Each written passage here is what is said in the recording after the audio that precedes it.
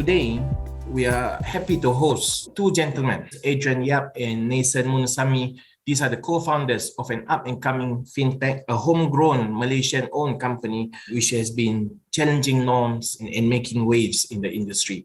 Just a quick background for the viewers over here, a bit about MoneyMatch. We got into the Bank Negara Malaysia Fintech sandbox all the way back in 2017. Subsequently, we graduated with a full license in 2019. We're the first to bring eKYC into the country. And right now, today, we are one of the largest B2B cross-border payment service providers here in Malaysia. We also provide individual remittances and also services to and solutions to even banks and other FIs as well. So, Adrian, if you are giving wholesale rates, I mean, effectively, that's what you're doing. But you're giving bank-like wholesale rates to your customers. Short question, how are you making money? The banks actually make a lot of money of these smaller customers, right?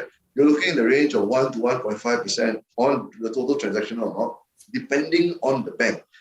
We've seen some bank counter rates go all the way to 2 to 3% even, right? Whilst the bank make on average, let's say 1.5 to 2%, we sort of slash that down the middle. So we give the customer back half the savings. We sort of pocket the half as revenue, regardless, depending on the transaction size, depending on the size of the customer. Pretty flexible with our pricing. And then what happens then, we square the transaction with the bank or with our partners at the wholesale rate.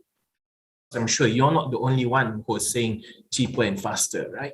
Yes, obviously there are many competitors, cheaper and faster. Technically, everybody is selling roughly the same story. But it's also not a static game. It is a dynamic, evolving game. We are consistently one of the cheapest corridors. And actually, we just use a lot of technology behind it per se. We operate out more and more corridors using the blockchain network. When we move money and funds over the blockchain network, we reduce the cost a lot. So for your guide, MoneyMatch is one of the first ever financial institutions to receive approvals from Bank Negara Malaysia to conduct cross-border payments over the blockchain network. When you said that a degree in Fintech is not necessary. Yeah. The term Fintech is a bit too overblown these days. Just to be very honest, I think Adrian and I are maybe uncles in this industry. But when we first started in the year 2014, 2015, Fintech was not a popular word at all. We were startups in financial services.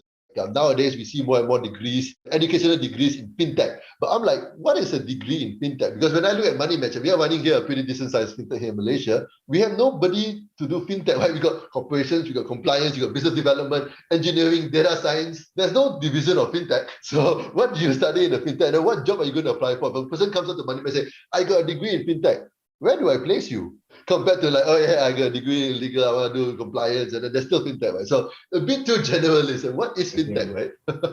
Thank you for being so open and frank with us and telling us about all of your stories and issues.